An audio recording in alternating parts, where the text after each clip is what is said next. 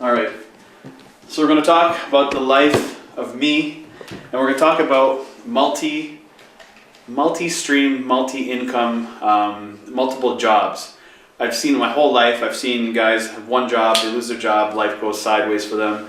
Or I have other guys that have a business and they put all their time, their effort, their life in their business, and that's cool, but that was not the way I picked it.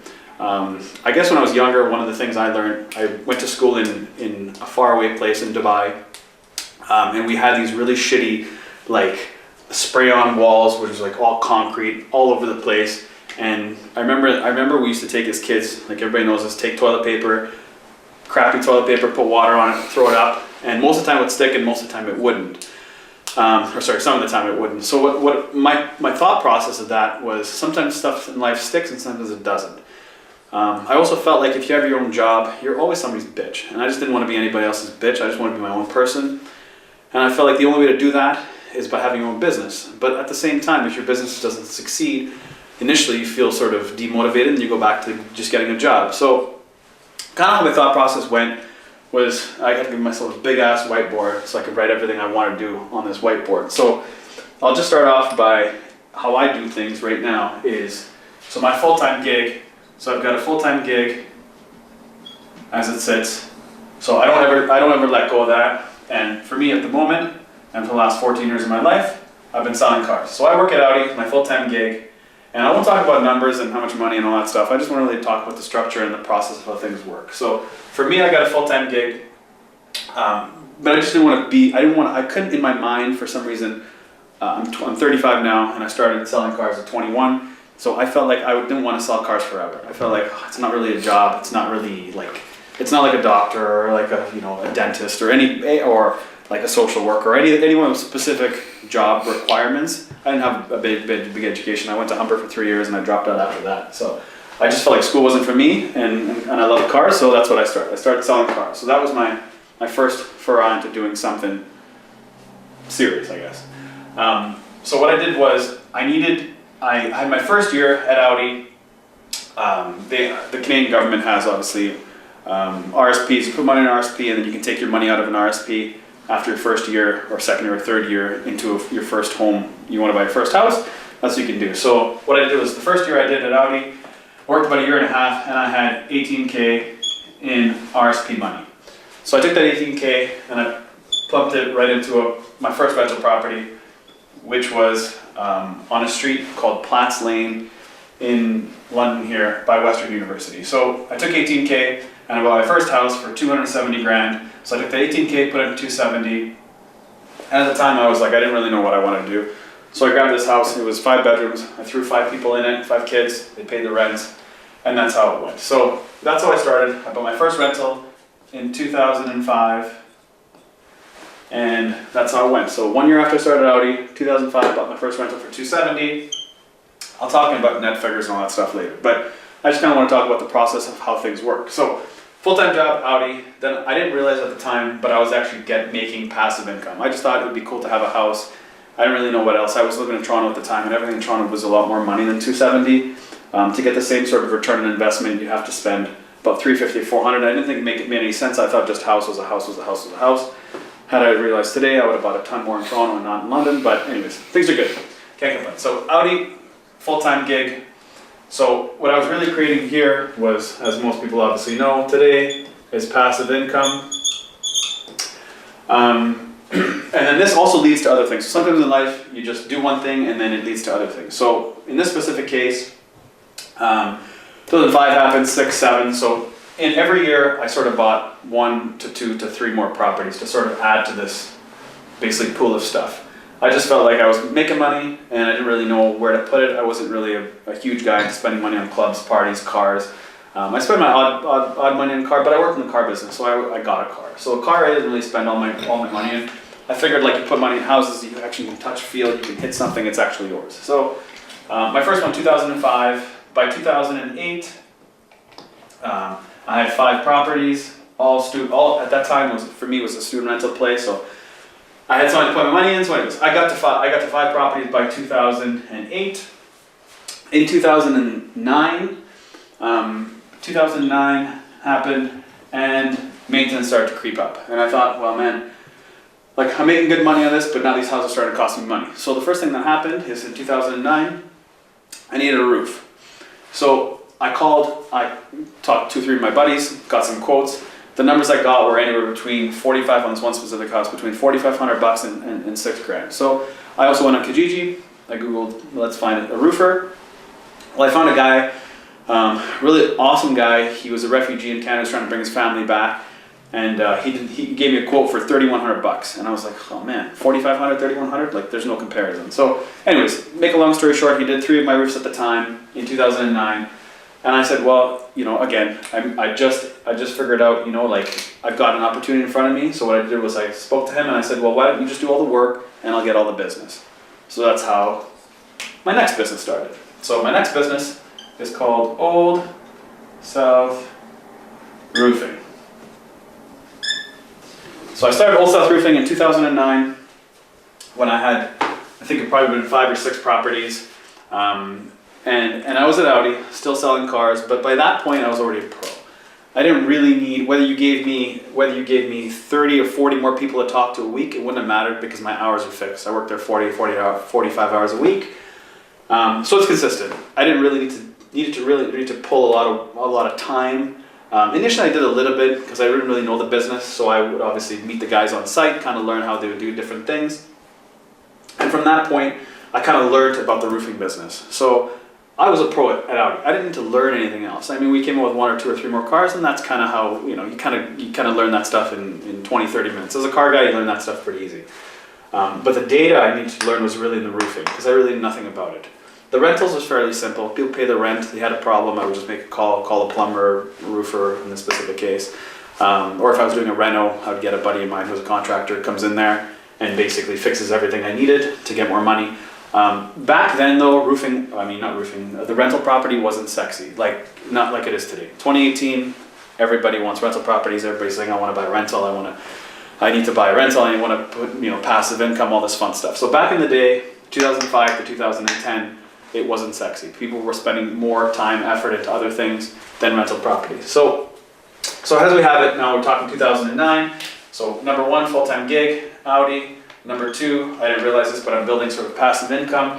I just thought it was cool. And then 3, I started Old South Roofing. So Old South Roofing really is a business. So in theory, I'm the guy that runs the sales, runs the marketing, runs all the paperwork, runs everything except for actually physically doing the work. And that's where my partner comes in. So both of us team together. And that's how the business is run. At the moment now we have 7 employees, sometimes 8 depending on the work. And that's how Old South Roofing runs. So again, I don't really need to do too much in it except for what I just mentioned, get things going. So what that does essentially is everything you build, I find, helps you in the one before it. So a lot of people say, well no, you gotta be focused. You gotta have one thing, you gotta be focused. If you're focused on one thing, then you know exactly. You can become better or smarter or sharper at that specific role, and that is true. You can grow in that specific role, but in my specific case, I still work for somebody. So it's not like I can get any better. I can't. I guess you could, and if you're in a corporate structure and you have a ladder system, and you can go from sales guy to manager, and then from manager to director, and director to just different strategies and different ways to kind of move up the ladder. And sometimes that overwhelms you, and then you don't have time for all these other things, or you do like passive income, and you can sub it out. But the problem is you don't learn. So I've had tenants in this period of time that have slashed my tires. I've had tenants that that you walk in the apartments that's trashed. You've got toilets that are overflowing. How do you fix them? You have asbestos in the wall. I mean, you have tons and tons of issues. So all these things kind of grow you and make your skin thicker. With the roofing though, what it does, one of the things besides income and sort of understanding how different people work in different positions, is it actually makes you stronger in your regular jobs. Because at the end of the day, it builds confidence, because you feel like you're somewhat successful now because you have multiple streams of income, and you have also multiple angles to look at life. But what it also does, that I find that's sort of an intangible, or some sort of tangible, is that you're your own man. Like, if I lost my job, I wouldn't feel so bad. I really wouldn't. It wouldn't affect me. It wouldn't affect me like it would be today. Like if I had nothing, and I in this specific case, I've worked there for 14 years. and there's a management change or something and I lost my job tomorrow, I'd feel like I'd have no confidence. I'd feel like life's over. I wouldn't know, I wouldn't know what my next step was. And that is the biggest danger in life. I feel like it's the whole like put your eggs in one basket thing, but a lot of people put their eggs in one basket. Whether it be family stress or, whatever the case may be, you have to diversify. I mean, it's not like I diversify because in case one falls, I have the other. No, you need to diversify because you need confidence. And you can only get these things if you have other things to help you along with it. And also, keeping your mind sharp. So one of the knocks in working for a company and having all these other businesses is that they say you're not focused. Well, I actually think it's the opposite, because I can tell you that most people or most environments I've been to, nobody's 100% locked in on their job 24/7. It just doesn't happen, or I guess in 40 hours a week. It doesn't happen. People are either on the internet surfing, figuring out what they want to do, thinking about the weekend. They're always thinking about stuff that isn't always work related, because work is technically boring for a lot of people. But if you have other stuff on the go, your mind is always sharp. So if you do get picked up on something, you're not daydreaming. You're not distracted. You're not. When I was young, I remember being in class and just always like doing whatever I'm doing and then daydreaming. And then like daydreaming became part of my life. So to get out of that, this really keeps you focused on, if I'm having a bad day at Audi, or I just had a customer that pissed me off and I just didn't want to deal with him, well, I could just think about roofing and I'd feel like, oh, okay, well, what's my next plan with that? And I would try to grow businesses. And even with the rentals, I was saying like, should I keep this rental this year? Should I sell it this year? What's the plan? Am I going to buy more stuff? Am I going to partner with people? And I'll kind of get into more in depth per section. I'm sure a lot of people want to know about rental properties, and there's a ton of stuff out online, and everybody has their own opinion. But I mean, you can talk about rental properties on like how you got your first rental, when did you start, why did you start? Now that you have, is it better to get multifamily? Is it better to get individual houses? Is it better to rent your own house? Do you rent your basement out the city? There's all kinds of stuff. So I'll talk about that in another video. This is I just wanted to show structure and reasons for structure and why one would want to have multiple businesses. So for me, it was Audi, main gig, and don't give this up. Don't give up your first thing until you can rely on the second thing more, and the third thing more, and the fourth thing. And that's kind of how the process is laid out. Don't say, yeah, because now I'm making a little bit of money here, or my properties are half paid off, I want to just retire. I mean, you retire and do what? Or move on from that and do what? You need to have a base. And I think the base is key. Like, it's just super important to have a base. For me, some people are more gung-ho, and some people are not as conservative as I am sometimes, and they'll just kind of jump in and do whatever. But so back to Audi, passive income for me was roofing. Now, fourth thing, I can't remember the fourth thing. Okay. Fifth thing. So fourth thing, it's stuff that you're not directly involved in, but you have some say. And in my case, it's my wife's business. So she has a salon, and I'm not involved in it. I don't do any of the work. I don't do any of the hair cutting. But where I am involved in is sort of structure in the company and understanding what it needs. Because when you're in the box, it's very difficult to figure out what you need. Just like if I've had issues in my roofing sometimes, I didn't really know where to go. And I find that if you have another business that you're not actually doing or involved or partner with, you're just on the outside consulting, it gives you a different clarity on how the business is run. So that for me has helped, because I've looked at all these other businesses I have from an outside view. So I hear my wife and her partner and some of the things that they need to improve on or change or add or grow. And that's something that for me has really helped. So that's kind of an optional business in theory. If you can get into a business and just sort of look at it from the outside, that's something that I would say to do. Number 5, I've started. People ask me like, you should leave your first job and focus on these other things. And yes, but I've thought I've gone a different direction, and I wanted to kind of get out there because I've never really been out there. I've kind of just done my own thing. So what I've done now is I've started a newspaper. It's called Old South News. And what that does is it gets me into the community. So this way, I understand what the community needs, what the community wants, and stuff going on in the community. So it keeps me relevant. So you can do all these things, and once they do their own thing, once your rentals are rented, once the roofing guys have all the work they need for that season, and your full-time job is steaming along, you need something to keep you relevant. And that for me is a newspaper. So I do a newspaper every month. It goes to about 5,000 homes. It reaches different people in different things, and I can add. So if I wanted to put a roofing ad in it, I could. If I wanted to put my rentals for rent, I could. And if I wanted to advertise for Audi, I could. So that's kind of my shtick to get deeper in the community. In every basically category here, every category actually has a lot more branches to that specific tree. So if I work sort of, the properties obviously has the most versatility, because property has, for example, every year in the property game, I have to add to this, but I got my real estate license 2.5 years ago because I wanted to just sort of get deeper in the market myself. I feel like everything I do in my life I have to touch, feel, whether it be in rental properties, changing toilets, in Audi, going over the cars, in roofing, doing actual roofing, ripping shingles apart, figuring out how you put shingles on. But we've also branched out, so now in roofing we do residential, which is, okay, so let me just change color here.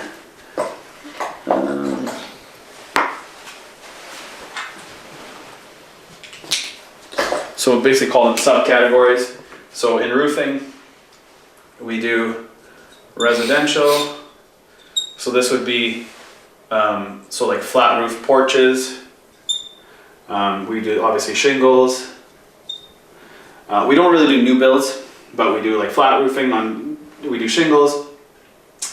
We do sort of rebuild, because a lot of people sort of don't care about roof until it leaks. So after it leaks, it's all kind of destroyed, all the wood's all beat up and all that fun stuff. And this probably accounts to about 20% of our business. It used to be the other way around. It used to be 80% of our business was all residential and 20% used to be commercial. But at the moment now, our business is, commercial here is 80% of our business now is commercial, and commercial involves basically flat roofs. So it's all about flat roofs. So that's where our business is at the moment. But this is all experience.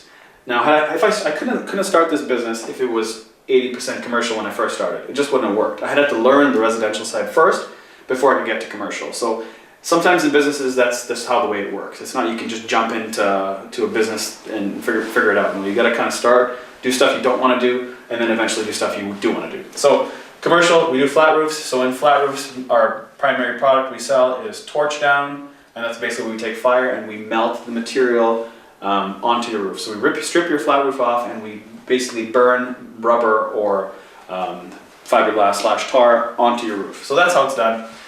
So torch down roofing, and I offer a 25-year warranty. That way I know I'll be in business for at least 25 years. Or 26 years when all the complaints come in. So anyways, that's basically the shtick. So you're trying to build a company that lasts, that's going to work, and you have to put a good product. So along with this, I can kind of go on a tangent on specific stuff, but one of the keys to all this stuff at the beginning is just don't worry about making money. I guess that is the most important thing. The first 3 years, don't worry about making money. Worry about building a good product. If you build a good product and a good name, people will come to you, and then the money will come. But do not focus on money. I mean, this is the worst business in the world for guys to flip, like a revolving door. You'll see guys coming out of the business. You just check online, you'll get 50 new companies every year, year in, year out.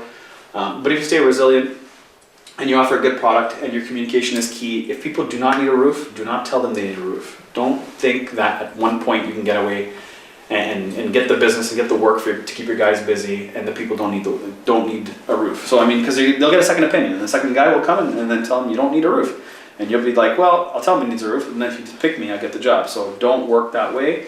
Be honest with people and tell them the truth, because they will use you in the future if you go that route. So that's kind of the subsection of my roofing company. For a hair house, again, my wife's salon, it's just really one of the biggest keys to this, in some respect, is support and an outside opinion. And that's really just taking all the other businesses I have and seeing if I can help in any way, shape, or form. And I just love that role. So for me, that's what I like to do on that side of things. For Old South News, that is basically just getting into the community, but it also allows me to understand businesses I don't normally deal with, and that one of the biggest things is media, and for some guys out there, advertising sales. which is a lot harder than one thinks. Selling ads is very, very difficult because you have to convince somebody that your paper or your internet gig or whatever you're doing is making a difference.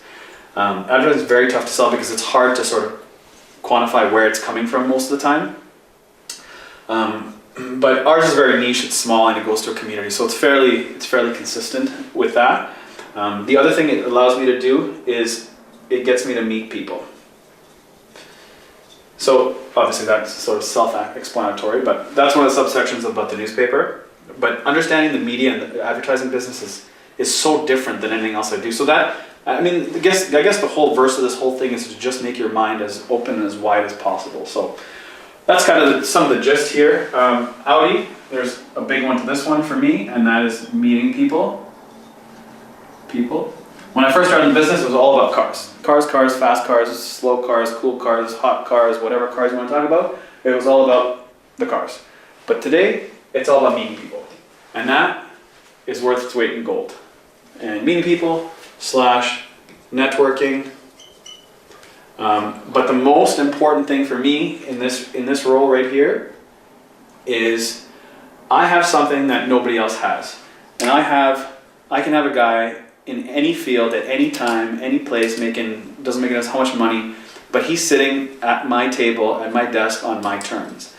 I can ask him any question I want once I build rapport. So once they're coming to me. So it's trying to go to a doctor or a dentist or anybody or like a nuclear physicist to figure out how their job role is. Like, what do they do every day, and what information can I get out of them to help me in some respects grow some of my other businesses, right? Like, how do you get to the point where you're meeting somebody, a professor in, let's say a professor in real estate, understanding about history and how history can repeat itself, or stories from older people on how in specific real estate and how real estate crashed in 1989, why did it crash? It's the same thing. So I mean, getting people's opinions that are not just yours, and opinions that you're not just reading online. And I find that was one of the biggest things for me, is getting other people's opinions on basically my terms in some respects. And they're open. I don't walk in their office. I'm not like them stealing their time. They're coming to me for information on a car, and in return, I take information on them on things that interest me. So that is a big one for me, is understanding, I have really bad handwriting, understanding people's opinions, I guess. So for me, that helps a lot, and I really, that's probably the best part of my job I like to do, and that's probably why I don't leave Audi. That's probably one of the main reasons. But last but not least, the biggest one here, and this is probably the most wide and diverse one, is passive income / rental property / real estate, the real estate industry. So I'll do another video on that because there's lots and lots of stuff to cover, but most of the stuff I'll just sort of talk about here it's usually money related, so we can talk flips is a big one, and then everything that comes with a flip, understanding the things with the city, understanding what you can build, dealing with obviously designers, architects, anything that comes down to doing a flip. From the selling side, the other thing that I didn't put on this list that I did get 2 years ago, and I think I chatted about it a little bit earlier, is I got my real estate license. And one of the reasons I got my real estate license, I got it 2 years ago. There's a lot of fees that come with it, so if you think you want to be a real estate license, really, really think about it. If you're going to do it as one of these main features or main focuses, one of the things you need to do in your real estate license is spend time and educate people. I think that's probably the biggest thing.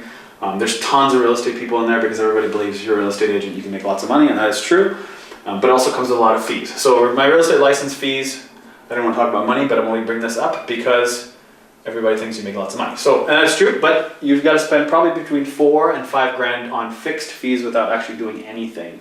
And that number can go as high as 7, probably depends on what province and area you're in. So for me, that's cool, but it's also fairly tied in with all the other sales sort of roles that I have. But flips, real estate license is the second one, and this also opened the door up for me. When I first started, it was all basically 2, 3, 4, and 5 unit spots. So duplex, triplex, fourplex, fiveplex. But as I sort of grew in the game, and now we're 2018, so obviously a long time from 2005, Now I've got a 36 unit building, I've got a 17 unit building, I've got a 14 unit building, and I've got lots of 5, 4s, and single family homes. So for me, I sold all my rentals that had anything to do with students. I was not a big student guy, and anyways, I'll go into another video on that, on structure and what I did for that setup on rentals. But basically this is the gist of it. So this is my main section. So a full-time job, passive income, an actual business where I have employees, an outside role from, I guess you can call it like board director sort of deal, and then Old South News is for me getting into the community myself. So that's kind of my lifestyle and my role. If anything went down, I wouldn't have to really worry about it because I have so many other things that keep me busy. That doesn't include obviously family and your actual life. This is just strictly businesses. But yeah, that's how I structured it, and that's probably the way I would structure anybody. You need to have at least one. So if I put it, I think there's tons of guys that talk about it online, but really I think it comes down to four major quadrants. So you can see me here, but I would say quadrant number one. Quadrant number one is have a job. So be an employee. Okay, employee. God, my handwriting is so bad. Okay, be an employee. Second one is be an employer. So hire guys. So basically it's called like employer hire guys. And then the other one, sorry, my brain's thinking here, is be an, what's the word I'm looking for? Basically be self-employed. So it actually works the other way around. Sorry, this doesn't be flipped. So let me just quickly flip this here. Sorry about that. My brain was thinking too fast there. Okay, yeah, so so here we go, self-employed. And it kind of makes sense, I guess, in this way. So be an employee, self-employed, and then be an employer. Because everybody knows, make your own money. If you're your own boss, you make more money, yada, yada, yada, yada. But it's not always about the money. It's also about self-growth. And in this specific way, it does make sense. And then in the end is passive income. Blah, blah, blah, blah, blah. So, being an employee, that's your base. So this is how it's going to be structured. Obviously, it doesn't look this way, but this is the first thing you need to do. This is the second thing you need to do. This is the third thing you need to do. And this has to be also somewhere integrated in there. But if you, self-employed basically means, let's think about it as a plumber. I'm a plumber and I work for a plumbing company.